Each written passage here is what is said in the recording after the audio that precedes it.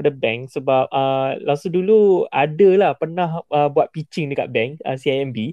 Dia basically provide amount of money and dia kata bayar balik pun same amount. Dan basically pitching tu ada lah, macam selection, berapa ratus orang pergi present, bla bla bla. Lepas tu lala ada 10 orang yang dapat dan langsung salah seorang yang dapat, tapi dia macam tak ada hala tuju sangat, meaning to say bila dia dapat duit tu kita je pulangkan amount tu. Compare dengan kalau VC ni, adakah VC bermaksud kita kena like oh okay, kau labur 10,000, so aku kena like so called provide you a certain promise, okay kena pulangkan 30% more ke, or ada something like dia macam perbezaan tak dia punya tu, advantage Ada hmm. perbezaan. Okay. Kat sini ada 3 klasifikasi lah. Grant, loan dengan investment. Okay. So grant adalah grant basically memang duit tabur. Grant adalah duit yang disediakan oleh agensi untuk menyemai benih-benih perniagaan di muka bumi ni lah. So dan agensi-agensi yang bagi grant macam Cradle, macam Teraju, macam siapa lagi yang bagi, ada grant lah, ada. Tapi bila sebut grant ni kebanyakan masa tak perlu bayar balik. Dia memang tak payah bayar balik pun, sebab grant tu memang untuk you kickstart, dan grant ni biasanya saiz dia kecil. Tapi kalau Teraju saiz dia besar lah, sebab Teraju dia akan bagi 1/2 juta. Grant biasanya juga tertakluk kepada penggunaan dia.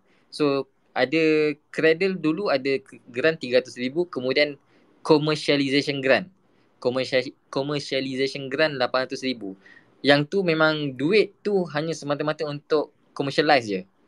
Dan grant tu dia memang boleh bagi, tapi dengan syarat produk dah ready. Berbeza dengan grant 300,000 yang mana yang tu produk mungkin dalam status MVP ke ataupun beta saja. Mungkin masih tak ada lagi traction, masih tak ada customer. Tapi kena ingat, untuk sebarang judging proses ke apa ke, dia mesti nak tengok some traction. Dia mesti macam, yalah kalau dah 100 orang present kat dia, semua tak ada traction, tapi dia tengok seorang ni, oh dia ni dah ada customer dah. Dia akan dapat lebih advantage. So itu grant. Kalau macam tadi Lausha sebut, saya rasa lebih pada loan, sebab apa benda saja yang bayar balik itu kira loan sebenarnya. Dan okay, sebut pasal hala tuju kan, ada setengah dia macam tadi, kalau Cradle commercialization, itu memang dia punya mandat untuk commercialize, dia ada KPI dia lah. Dan you sendiri kena bagi macam some sort of reporting. Okay, kita dah okay, this dana ni, duit ni kita letak kat mana? Letak kat billboard ke, letak kat influencer ke, atau duit ni kita buat upgrade apps ke, tu semua, Facebook ads. So dia ada KPI. Tapi kalau macam daripada gaya Lausha cakap tadi yang pasal CIMB, yang tu CIMB itu betul. Itu macam CSR CIMB, sebab dia bagi duit and then dia kata kena pulang balik, tapi bila dia kena pulang tak tahu kan. Dia tak ada set terms ke apa, tak ada. Betul. Dia tak minta pulang, dan sekarang ni orang in charge tu hilang terus lah. Langsung pun macam buntu, macam okay, nak pergi balik ke macam mana ni? Duit dah dapat belum?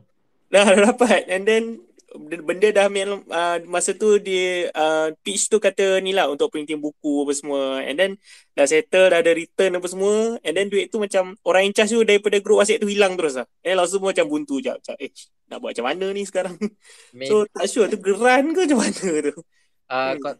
Itu kena refer balik lah. Kalau kata dia kena bayar balik, dan biasanya bayar balik lah. Dan apa, sebab benda tu apa-apa hal kalau dah nama sign, dia amanah kan. Dan yelah, kalau kita tak dapat balik kat dia, nanti mana tahu program ni tak disambung lagi ke apa ke. So secara tak langsung kita dah menidakkan hak akan datang lah. Betul. Itu pasal loan tau. Dan loan banyak yang provide loan. SME Corp, Mavcap, diorang ada provide loan. Diorang punya loan sampai 1 juta, 2 juta. Dan pasal loan pasal loan, satu benda yang kita kena ingat, macam tadi saya pun pernah menghadapi situasi ni. Buat paperwork apa semua, dia offer kuantum yang dia boleh bagi 500,000 ke atas. Tapi saya cakap benda yang saya buat ni 200,000 boleh. Of course saya kena reject lah, dengan alasan aku offer 500,000 punya loan kat atas, engkau 200,000, buat apa aku nak entertain. Tapi kita kena faham bank kat sini. Sebab daripada konsep bank, kalau dia nak bagi loan, dia pun kena make bank akan buat untung daripada interest loan tu ke ataupun keuntungan loan tu. Apa ya, bila kita bagi balik kan kita akan bagi some extra tu semua. Tapi kalau katakanlah minimum 500 tapi kita tak meet that quantum, tak capai pun 500,000 tu, dan kita dah berada dalam dia punya, kau ni buang masa aku lah. Aku offer 500,000, kau nak 200,000. Kau pergi cari orang lain lah. So itu adalah loan. So itu yang apa nama? Itu yang dari segi bank. Dan okay, lagi satu kena ingat, untuk bank biasanya dia akan memberikan pinjaman kepada business model yang dah proven, yang ada track record. Sebab dia orang punya mandat, dia kena make sure you boleh bayar balik. Macam grant itu mandat dia untuk masyarakat.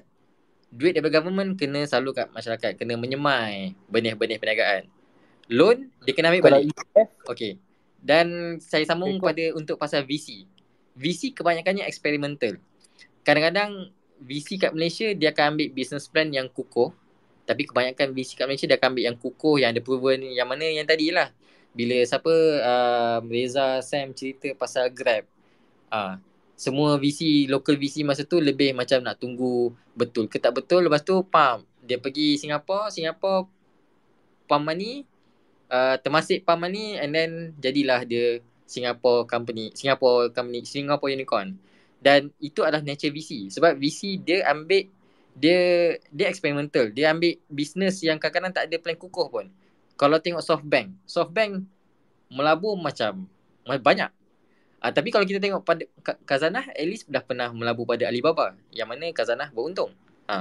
So again, dia ikut klasifikasi.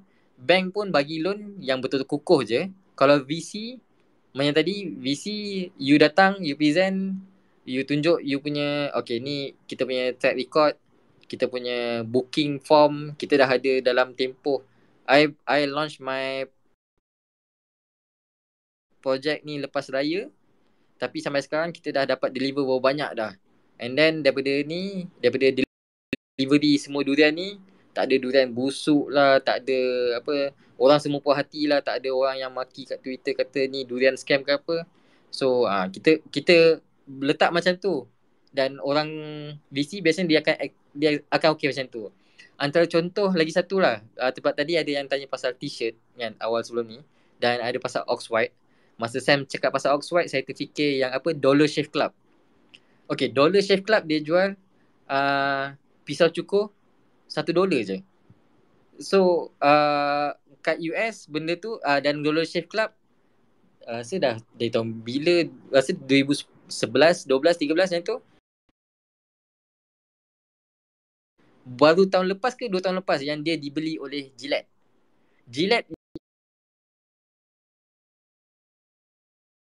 yang jual pisau cukur, beli company pisau cukur yang $1 tu dulu. Tapi sebab pisau cukur $1 tu, dia cakap, yalah, you beli pisau cukur, you nak kena ganti mata tu. Dan apa, pisau cukur dia dapat untung banyak daripada penjualan mata. Tapi dia hantar pisau cukur baru terus. $1 per month. So benda tu disruptive. Macam Oxford dia jual experience lah. Dan benda-benda macam ni yang VC akan melabur. VC berani melabur dekat Dollar Shave Club sebab Gillette ataupun Chic yang pisau cukur semua dah ada pegangan market share.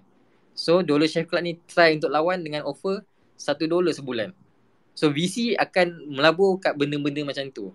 Dan yang bank akan cakap, bank akan tanya kat Dollar Shave Club, apa you punya 10-year plan, apa you punya 5-year plan, macam mana you nak lawan dengan Gillette apa semua. Yang mana masa Dollar Shave Club tu keluar, macam mana dia nak cakap dia boleh lawan. Sama juga macam Delori, sama juga macam Airbnb. Betul ke bisnes ni berjalan? Yang mana bank, mandat dia sukar untuk melabur kat situ. Tapi kalau VC, memang dia betul-betul eksperimental. Daripada 10 pelaburan, 1 atau 2 je dia akan menang. Tapi bila dia menang besar. Okay, harap menjawab jawapan Loshel lah. Okay, Mac. Tekong.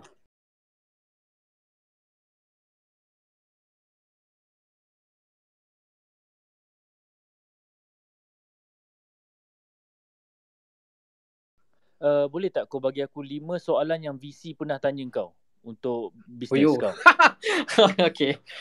Tak, yang macam kau cakap 5 tahun plan apa? 10 tahun plan apa?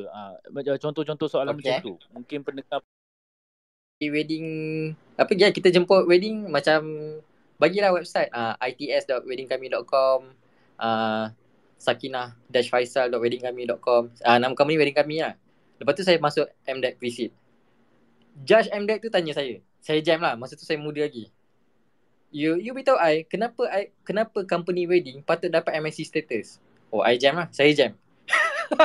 So benda-benda macam tu kadang-kadang dia dapat dia yang penting kemahiran menjawab. Dan penting juga masa tu saya tak faham lah apa mandat. Sebab tu sekali lagi saya macam highlight yang mana macam kalau Cradle dia punya mandat high performing dengan high technology. Kalau katakanlah yang masuk tu, saya rasa je lah. Kalau Dollar Shave Club tu kalau dekat Cradle tak lepas. Sebab dia hanya jual $1 je. So yang tu dia mungkin kena go the VC way. Tapi to be fair untuk grant giver macam Cradle, Teraju ke apa, sebab diorang bagi duit rakyat. So diorang sendiri kena betul-betul make sure business tu boleh jalan. But ada juga problem orang yang luluskan benda-benda ni semua biasanya diorang bukan teknologis. Termasuklah loan bank. So macam loan bank pun ialah dia ataupun analyst bank, hari-hari dia tengok nombor, mungkin dia tengok nombor yang based on property, based on market share ke apa. Tapi dia tak tahulah, dia tak tahu macam mana the nature of disruptive market. So soalan macam tadi lah, 5-year plan. Lagi soalan-soalan top VC macam, okay, I bagi you 100,000, what are you going to do within first month? So macam soalan macam tu memang normal. So macam katakanlah, okay, first kali I akan hire contoh programmer. So dia akan tanya lagi, programmer ni berapa? Tak ada programmer lagi murah ke? And then katakanlah you minta ni tapi duit you banyak pergi marketing, beli Facebook ads. Then dia akan tanya, kenapa you nak kena beli Facebook ads? Dia akan tanya soalan-soalan yang macam you ni tak buat bukan tak buat study. Ayat dia macam sepatutnya startup tu akan struggle ataupun cari jalan untuk menjimatkan perbelanjaan so that perbelanjaan tu digunakan dengan pada tempat yang betul. So katakanlah, yang ni kita kena server yang tinggi, server yang high capacity. Yang tu okey sebab server high capacity satu benda yang penting. Tapi mungkin juga boleh cakap, kalau kita hire programmer ni, dia ni tahu optimization on server side, benda ni kita boleh jimat lagi. So benda-benda macam tu semua VC boleh tanya macam-macam soalan. Tapi soalan biasanya dia akan tanya, what's your 5-year plan? Siapa you punya kompetitor? Dia akan tanya, apa beza you dengan kompetitor tu? Tapi kompetitor tu bukan dah lagi banyak investment ke? Dia akan tanya macam tu lah. Okay guys, korang kalau ada soalan nak tanya Tekong, tanya terus. Potong terus. Tekong, potong boleh? Okay. Sorry Lucas.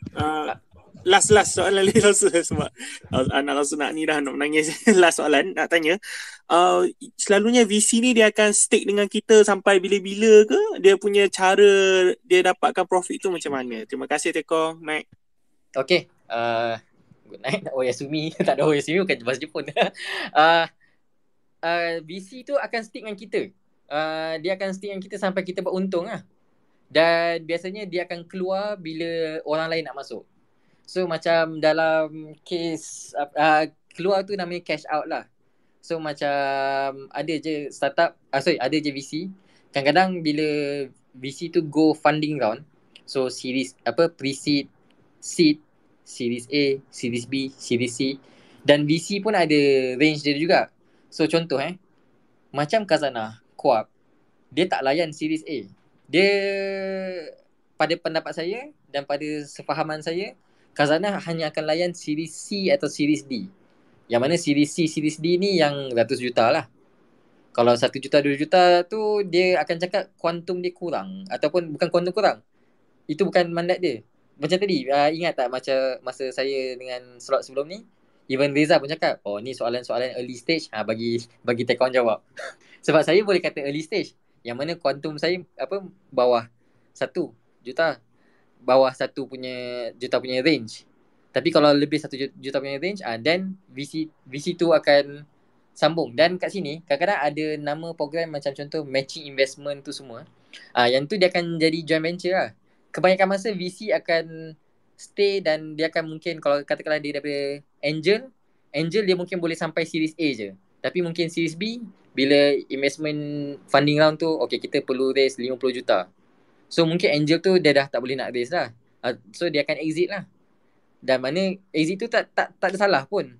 Macam dalam tadi Watchtower and Friends initial investment 50,000. Bila dia cash out 1.5 juta. Untung dia beli Myvi dia dapat balik apa? So kalau kita letak konteks macam tu lah kan.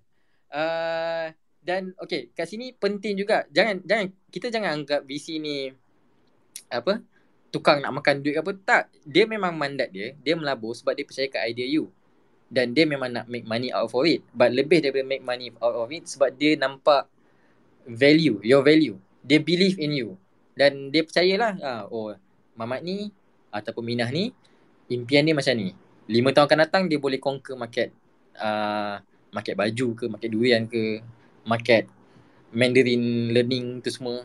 Dia boleh conquer, dia boleh sampai level ni. Tapi mungkin masa tu dia nak penetrate pula market Indonesia. Market Indonesia nak penetrate ni dia perlukan 20 juta. Bukan ringgit, USD. 20 juta USD 80 juta lah pula. Okay, tapi boleh dapat daripada KK Fund ke, boleh dapat daripada apa Masayoshi Son Softbank ke apa. So yang investor angel pertama ni terpaksa exit, which is normal untuk diorang sebab bagi diorang exit diorang adalah kejayaan diorang. Jadi begitulah jawapan untuk tu lah. So angel lah VC dia boleh masuk at any time, dia boleh stick for the longest time ataupun dia boleh, tapi bila dia nak stick tu bila lalu funding round tu dia pun akan kadang-kadang kalau dia nak tambah lagi 5 juta boleh, I akan matching investment dengan company lagi satu ni, I akan bagi you 5 juta. Boleh, tak ada hal. So angel tu masih lagi bersama sampai series ke berapa lah. Okay, harap tu menjawab soalan Mandarin je. Soalan Lausha. Terima kasih Tekong. Faham. No problem. Lukas nak tanya. Hello, okay, selamat malam. Okay, Ikuan. Yep. Nak tanya macam okay, ni early stage punya situation. Okay. Questions. Pertama, is it possible for a founder or for a Kickstarter dia bergerak dulu until phase di mana dia perlukan VC ataupun dia nak buat ECF? Okay. Yang kedua, macam tadi kita ada bercakap pasal grant kan, and then public fund semua tu, macam okay, dia lebih kepada sejauh mana kita ataupun macam mana kita nak counter daripada kita punya konsep tu dicuri pakai ataupun disailang ke, sebab kita tahu benda ni open kan, we pitch then we present our ideas, right? Of course lah, yang pitch ni semua ni ada duit kan, so dia perlukan duit. Jadi macam mana kita nak counter benda tu? Terima kasih. Okay, sama. Soalan pertama tadi adalah berkenaan dengan solo founder. Okay, solo founder ni dia okay, kalau daripada VC punya angle daripada pelabur yang angle ataupun daripada angel investor punya angle pun, kalau orang yang datang tu seorang-seorang, biasanya macam tadi saya ada cakap, kita boleh pergi macam event hackathon, pergi event macam ni apa macam berkenalan online ke apa ke, untuk dapatkan 2 orang ataupun untuk dapatkan partner lah. Okay, sebab apa kenapa solo susah sebab apa jadi kalau something happen dekat yang solo founder tu lah. So kalau katakanlah solo founder tu dia dah tunjuk traction, dia boleh bawa durian apa semua, tapi dia kerja seorang je, semua benda dia kata seorang, semua benda dia memang seorang dia boleh handle lah, dropship ke apa tu semua dia boleh handle. Tapi what if dalam kamus investor dia sentiasa ada what if punya senario lah. So what if suddenly happen yang dia ni kena nauzubillah min zalik, kena COVID. So stok tu semua macam mana? Tergantung ke tak tergantung? So untuk investor dia akan cakap macam takkanlah semua benda ni dia seorang je handle. So dia dah ada kekurangan markah di situ lah. So tu sebab jarang nak nampak solo founder. Dan lagi satu dan solo founder ni juga tak bagus untuk founder tu sendiri. Sebab dia tak ada sparring partner. Bila tak ada sparring partner, dia je lah betul. Dia je lah betul. Dia rasa pendapat dia je yang boleh pakai ke apa ke. Ya, dia boleh je mengajikan orang ke dalam 3-4 orang, tapi dia sendiri je macam tu. Then dia akan create some sort of loophole lah. Loophole ataupun blind spot yang sangat besar. Tapi biasanya untuk VC dia tak invest kat solo founder sebab atas dasar reliability dan dia sama juga macam bila client bagi projek dekat solo founders. So katakanlah aku nak video ni siap apa semua. Tu sebab sampai sekarang freelancer ada issue on reliability lah. Kadang-kadang macam agensi besar yang bekerja dalam creative industry, dia boleh je dengan freelancer, tapi dia nak tahu ni I tahu video ni siap dalam masa 4 hari. Okay, boleh.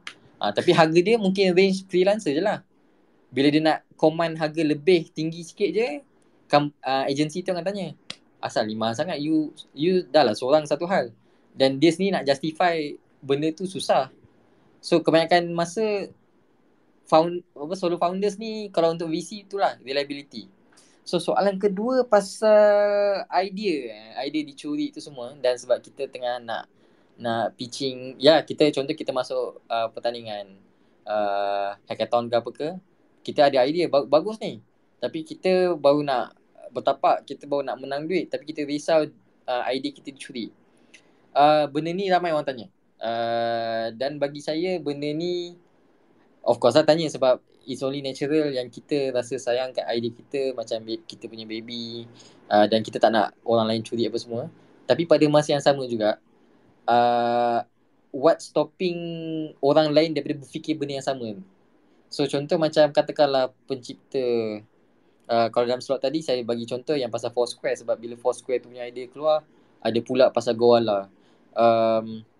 Kalau macam sekarang ni kita tengok, even fungsi Clubhouse, Twitter angkut, Facebook angkut, fungsi Snapchat, lepas tu ada Instagram Stories, WhatsApp Stories, Twitter Fleets, masak.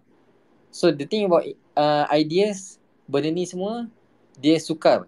Tapi kat sini competitive edge dia lah, sebab setiap orang ada idea yang tersendiri, dan kebanyakan masa VC dia melabur sebab orang tu punya original idea.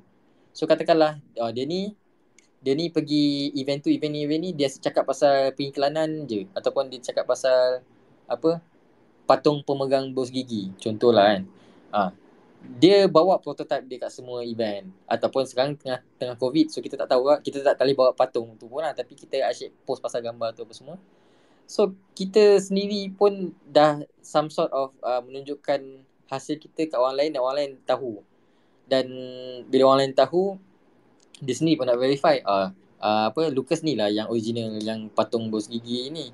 Lepas tu jual, bukan jual, masuk pitching, lepas tu dapat secure. Sebab idea memang sangat senang untuk dia bukan tak ada protection. Sebab dulu ada je case, ada orang pergi grant, macam apply grant ni apa semua, tapi dia suruh judges sign NDA.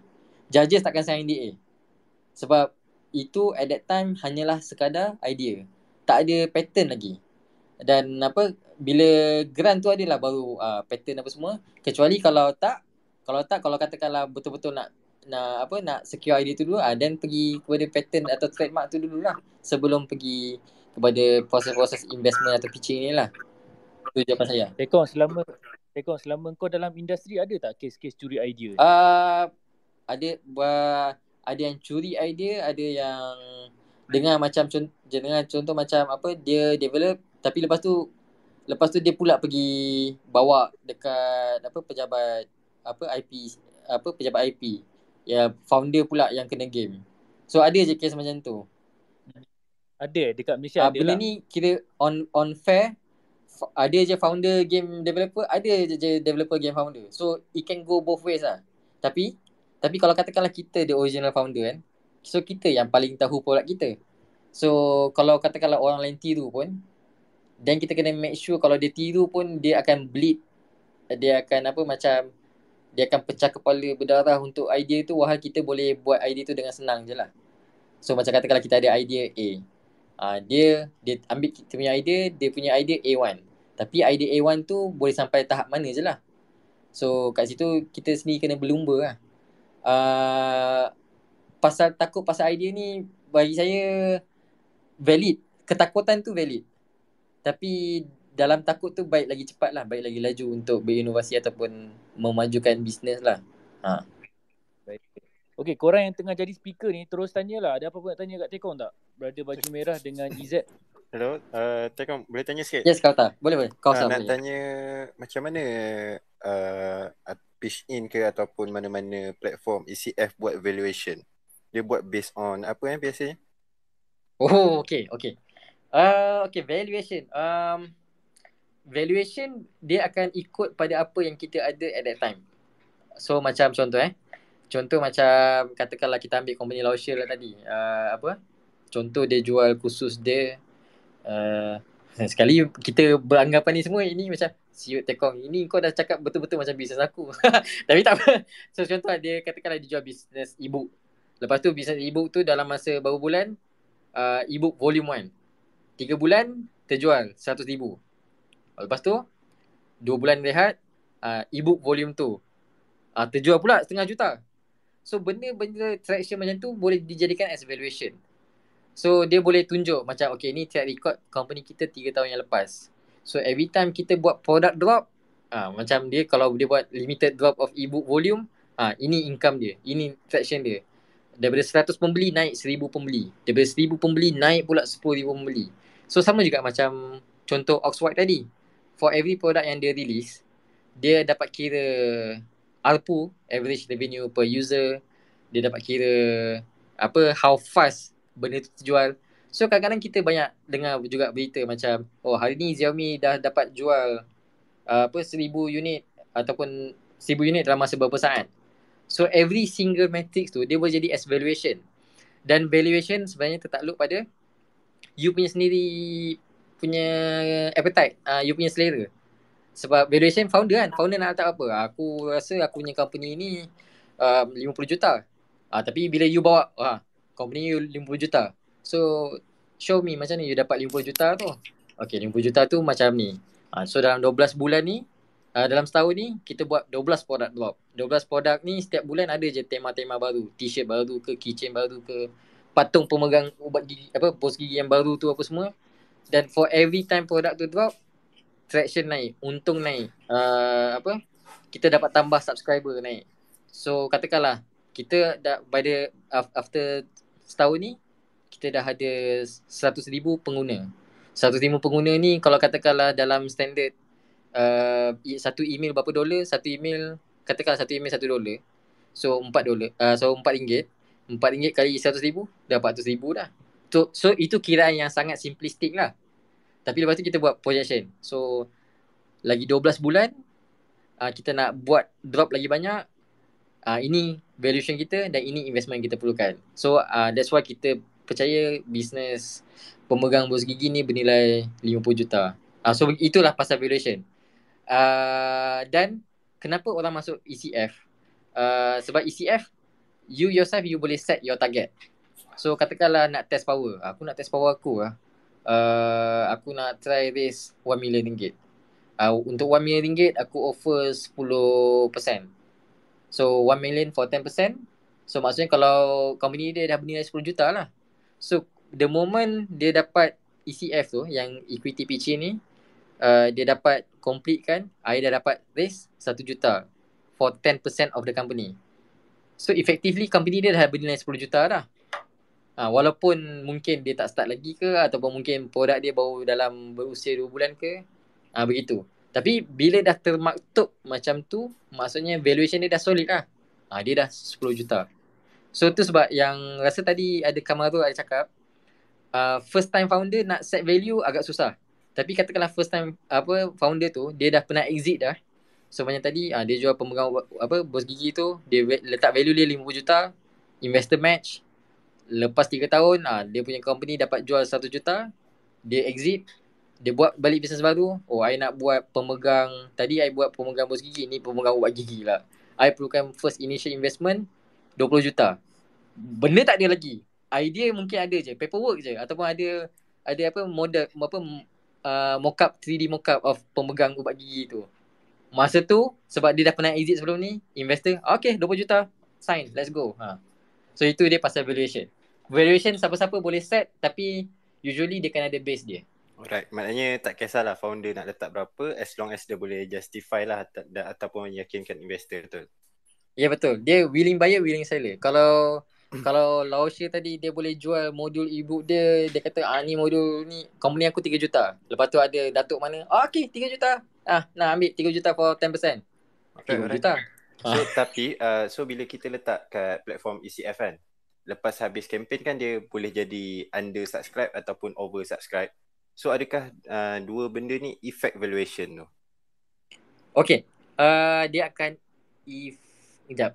Yang tu saya kena tengok term lah kot pada ni. Sebab even kalau tengok dekat ECF pitching ni, dia ada minimum target dengan maximum target. Saya tahu kalau katakanlah equity offered, macam contoh ada yang equity offered ni kalau minimum target 300,000 tapi dia akan offer 4.76. Tapi kalau dia terlebih 1 juta ni, saya tak tahu lah sama dia equity tu akan bertambah atau tidak. Yang tu saya tak pasti. Yang tu orang yang patut menjawab tu adalah Sam lah. Yang saya tak jawab sama ada dia subscribe ataupun unsubscribe. Sebab nanti saya takut saya bagi salah info lah. Okay, tak apa. Terima kasih. Sama.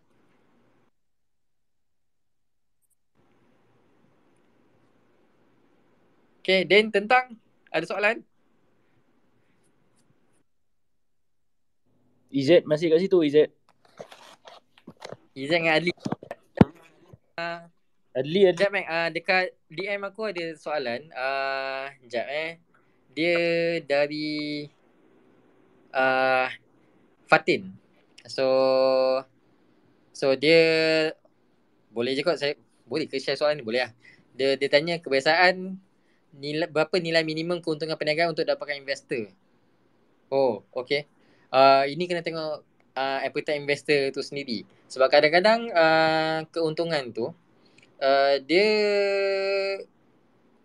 ada je macam kebanyakan startup yang baru-baru. Tapi rasa macam contoh masa Grab, masa Twitter, masa Facebook, initial investment dia orang tak buat untung pun. Sebab macam tadi yang Reza pernah cakap, adakah company tu target untung dahulu ataupun company tu target user growth dahulu. Sebab kalau katakan user growth dulu, then dia tak tengok pun keuntungan. Okay, Tekong, aku rasa last lah ni. Last sebelum Okay. Katakanlah dari sudut akulah, perspektif akulah, yang aku nampak orang-orang kita ni banyak menjaga tepi jalan. Dia buka bisnes yang dia boleh capai. So bisnes-bisnes yang dia boleh capai, contoh dia buat cookies lah, contoh dia jual durian, dia buka tudung. Benda-benda ni kau rasa perlukan investor tak? Perlukan ECF tak? Okay. Benda ni berbalik kepada kenapa kita perlukan investment. Sebab kalau katakanlah kita tak perlukan investment, sebenarnya itu lagi baik. Sebab bila masuk investment daripada orang lain, kita kena ni juga faham benda tu amanah daripada orang lain. So macam ni Mac, aku ambil lah company kau ni, ni aku nak invest. Kau punya naturally soalan kau macam, asal kau nak invest kat aku lah? Apa yang kau nampak kat aku apa semua? Sebab bila kita ambil investment luar, memanglah bukanlah nama berhutang, in some sort berhutang. Tapi bezanya investment daripada VC dia high risk. Beza loan kita kena bayar balik, confirm lah. Dia kena ada sebab kenapa kita perlukan duit tu untuk sama ada membesarkan perniagaan ke tidak. Sebab kalau tak, then kita sendiri lah macam aku bisnes apa balik kan tepi jalan apa semua. Ni ada duit ni, apa lagi sauk lah. Lepas tu apa benda nak buat dengan duit tu? Sebab kalau katakanlah kita ambil duit tu daripada grant tu untuk orang yang betul-betul memerlukan nak memperluaskan ni. Tapi katakanlah aku tahu apa balik Tekong ni, aku boleh jual lagi ni. Aku tak nak jual kat Bukit Jalil je. Aku nak jual kat lebih banyak lebih banyak negeri ke apa ke. Aku perlukan scale up. Aku nak buka franchise contohnya. Aku tahu apa balik Tekong ni boleh go. Masa tu lah baru kena fikir pasal investment. Tapi kalau katakanlah memang nak stay kecil je, dan tak salah tau stay kecil. Sebab kadang-kadang saya risau, saya pernah je jumpa macam businessman lain apa semua, macam meeting business. pun sign lah. Oh, you kedai gambar. Oh, berapa banyak? Oh, tak, ada satu branch je. Oh, okay. Tapi masa tu kita selalu dengar pasal orang semua nak go big. Tapi kalau katakanlah dia memang dah comfortable dengan satu tu je, yang mana, yalah, kalau dia start ambil investment, dia dah pula nak kena bagi report dekat investor, nak kena meet the KPI, nak kena ikut deadline lah, apa tu semua. Then, buat apa ambil investment tu? Sebab ada je kadang-kadang ambil investment, lepas tu macam, aku tak suka aku punya investor ni leceh apa semua. Macam, asal kau ambil investor? Asal kau ambil investment? So, benda macam tu lah. Benda tu yang mana kita, at the end of the day, kita tanya balik, apa selera kita? So, kalau katakanlah selera kita, cukup sekadar dekat satu kawasan tu je, Satu jauh. okey lah. Yes. Faiz Wahab, ada apa-apa nak tanya sebelum tutup? Tak ada lah nak tanya, cuma I think I can put something into Ikhwan punya jawapan tadi, Okay. soalan Mac tadi. Okay. So kita nak kena faham bila kita nak expand business ataupun kita nak kita nak ambil investor luar ni, kita nak kena meet the investor punya expectation.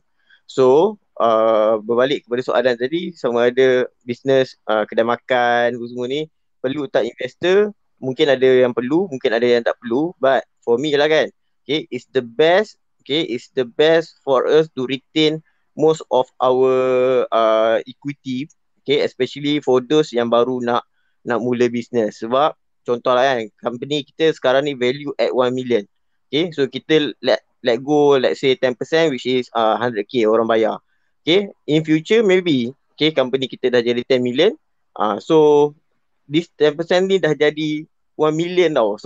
So we have to find that sweet spot lah in between bila kita nak cari investor dan bila masa kita nak kena retain most of the equity, because ini banyak lah company yang start up, okay, mula-mula ni dia cari investor and at the end of the day, okay, bila kau dah buat second round, third round tu, kau dah hilang banyak equity. Last kau ni dah tak jadi entrepreneur, tak jadi business, kau dah jadi orang makan gaji, yang mana kau makan gaji untuk kau punya investor. Itu je. Okay, yang kebanyakan lah aku tengok startup, because aku pun ada involved dengan a few startup punya projects valuation. So banyak jadi yang macam tu. Because bila tanya dia orang, okay, what's your plan? Dia tak ada solid business plan. Bila tanya dia, for the next round, orang berapa banyak equity yang you nak loss apa semua, so dia tu banyak yang dia orang mislook. Tapi let's say sebab ECF ni adalah one of the method lah untuk dapatkan modal, okay, sebab kita tahu dia boleh minta modal daripada private equity, ECF, dekat bankers dan sebagainya. Tapi maybe for ECF ni, maybe kedai makan tu, kalau aku lah aku nak invest, aku akan screw lebih sikit lah. Tapi kalau you guys rasa macam okay, I want to share this profit of my business with you guys, then you have to come out with some proposal lah for your ECF. Tu je kot. Alright, thank you. Boleh tambah sebab Faiz tadi cakap macam tu. Kita pun siapa-siapa yang ada, siapa-siapa yang bergiat sebagai usahawan ke apa, kita jual burger ke apa balik, tiba-tiba one day orang datang, dia cakap nak pump money, kita sendiri pun kita ada hak untuk tanya dia, kenapa kau nak pump money. So dia goes both ways. So investor berhak tanya kita macam-macam, kita pun berhak tanya investor macam-macam. Okay, ni Reza dah naik, mesti ada something boleh tambah. Okay, faham. Dari dua belah pihak aku faham. Reza? Macam tertidur masa tekan mic tadi lah. Bisnes kecil, adakah mereka perlukan investor, Reza?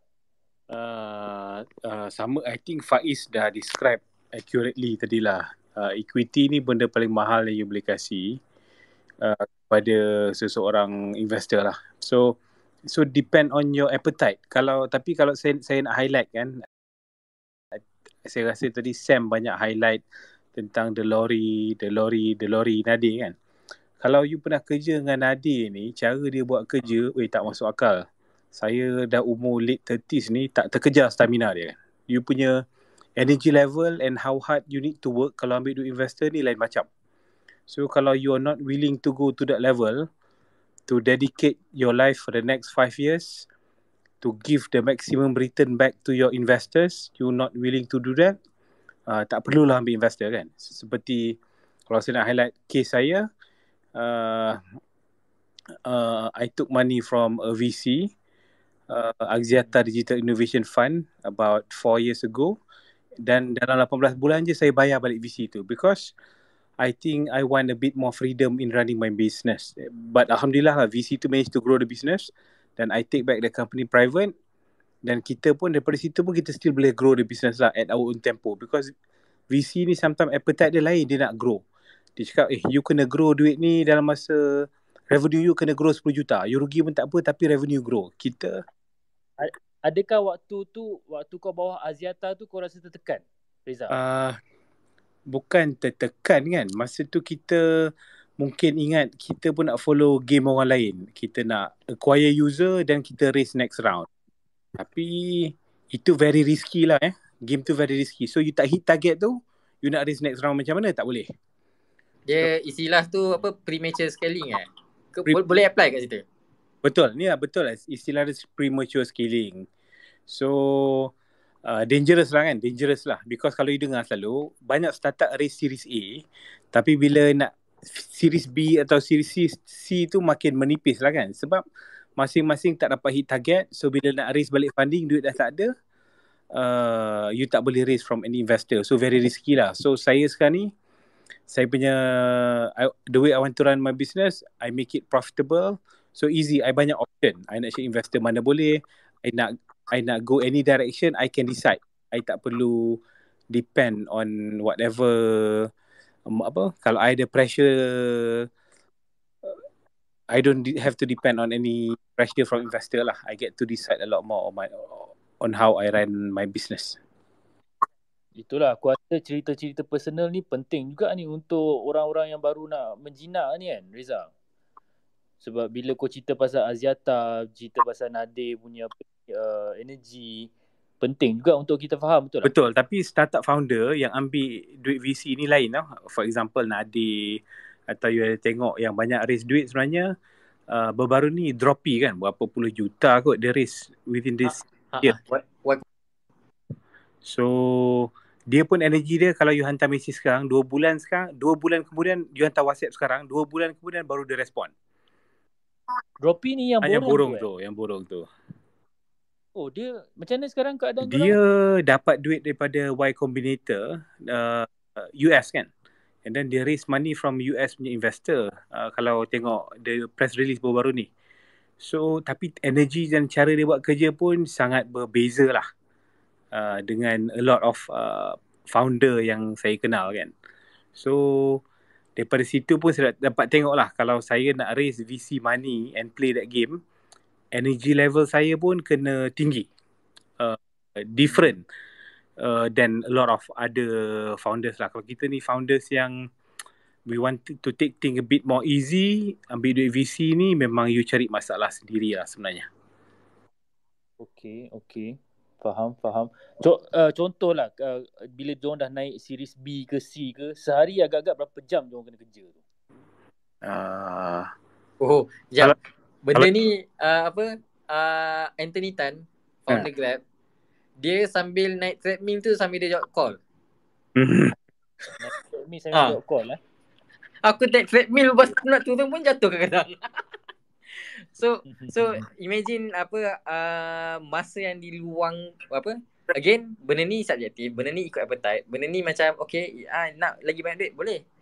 Tapi itulah dia komitmen, itulah dia stamina. Dan macam Reza cakap tadi lah, kalau tak ready for that kind of benda, then memang cari masalah. Last question. Okay, boleh tak? Last question. Baik. Since Reza ada kat sini. Okay. Tuan Reza, sekejap saja pasal Naluri by Azran kan, founder Azran. Azran dia dapat sponsor ataupun dia dapat investment untuk Naluri. And boleh tak bagi sikit pasal medical startup dekat industri Malaysia ni, macam mana potensi dia? Okay, terima kasih. Okay, interesting lah you highlight tentang Azran kan. Kalau you pernah jumpa dia, you tengok energy level dia kerja pun lain macam. So I think dia recently, dia dah kayuh naluri ni lama kot, 3-4 tahun juga, and recently I think they raise a new round lah. Tapi Azra ni you have to look at the background lah, dia punya management consultant background, and then the previous CEO punya background kan. So I think people might invest in the company because more of the founder lah kot, and then dia punya the team that they hire pun very very highly qualified medical professional sekali. So that would be the reason why lah he's able to raise a large funding round lah recently.